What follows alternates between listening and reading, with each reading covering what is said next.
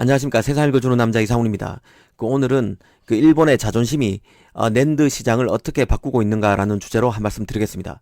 이 최근 메모리 분야 최고 이슈는 SK 하이닉스의 인텔 낸드 사업부 인수입니다. 낸드는 아시다시피 이 삼성, 하이닉스, 마이크론 등 단 3개 업체가 가져가는 디램보다 이 사업자가 많습니다.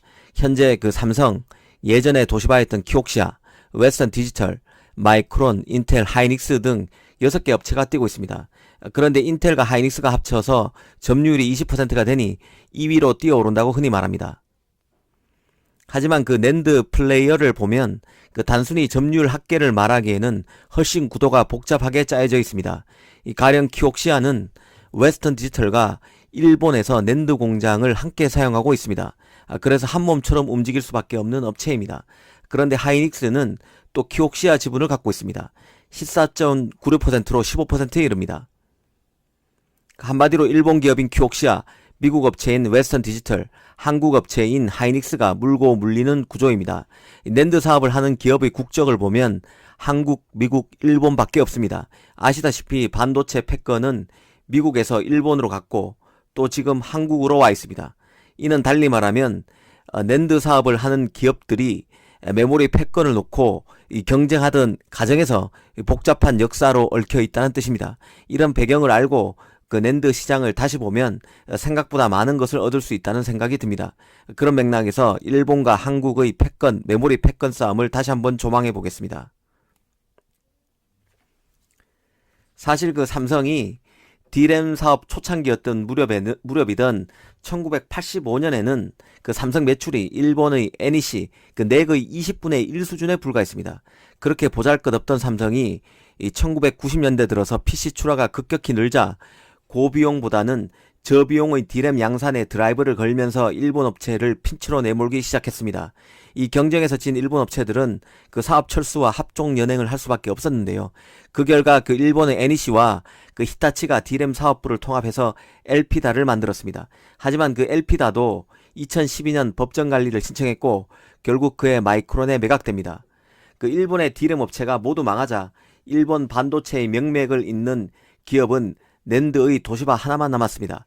그런데 이 유일한 기업 도시바마저도 이 원전 사업에서 대규모 손실을 보면서 자본 잠식 상태에 빠졌고 결국 핵심 주력인 반도체를 분사시킨 후 지분 매각에 나섰던 것입니다. 이 사실 하이닉스는 도시바의 인수를 원했습니다. 하지만 일본 정부는 한국 기업에 도시바를 넘길 생각이 전혀 없었습니다. 일본의 D램이 삼성에 의해서 완전 초토화된 상황에서 낸드 사업마저 한국 기업에 넘길 수 없다는 자존심이 작용한 탓입니다.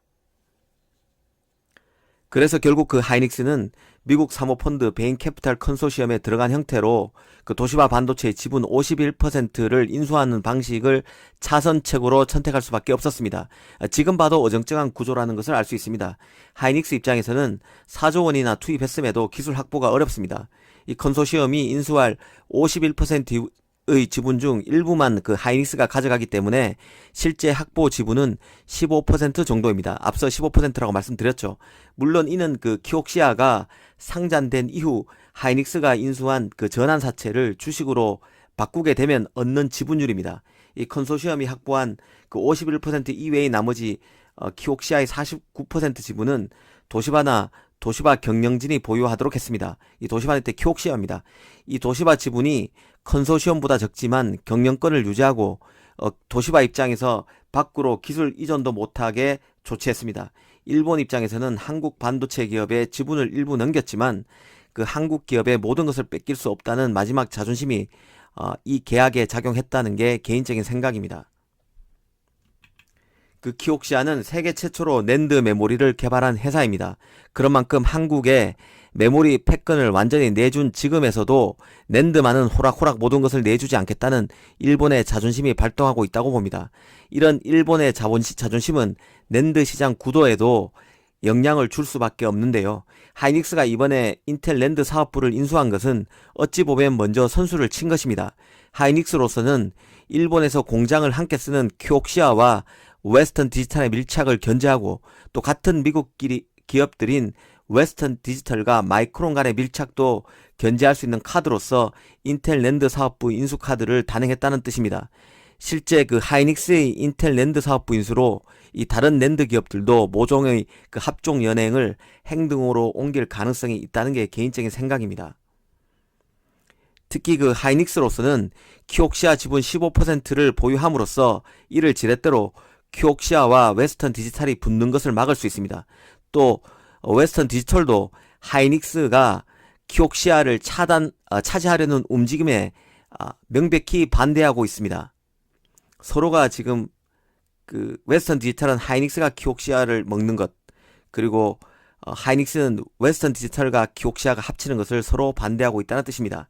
이 하이닉스로서는 어차피 키옥시아 인수가 어려운 상황에서 키옥시아 지분을 들고 있는 상태에서 키옥시아가 자신의 뜻에 반해 어떤 행동을 움직이는 것을 차단하는 데 주력할 것으로 보입니다. 이런 역학 구도상 하이닉스로서는 인텔이 최고의 타깃이라는 생각을 했을 것으로 봅니다. 이 다행스럽게도 인텔은 낸드 사업부를 처분할 생각이었기에 이번 딜이 가능했을 것입니다. 오늘 이 시간에는 한국 기업에 대한 안 좋은 감정이 강한 일본 반도체가 그 메모리 시장, 특히 그 낸드 시장에서 어떤 영향을 끼치고 있는지에 대해서 한 말씀 드렸습니다. 감사합니다.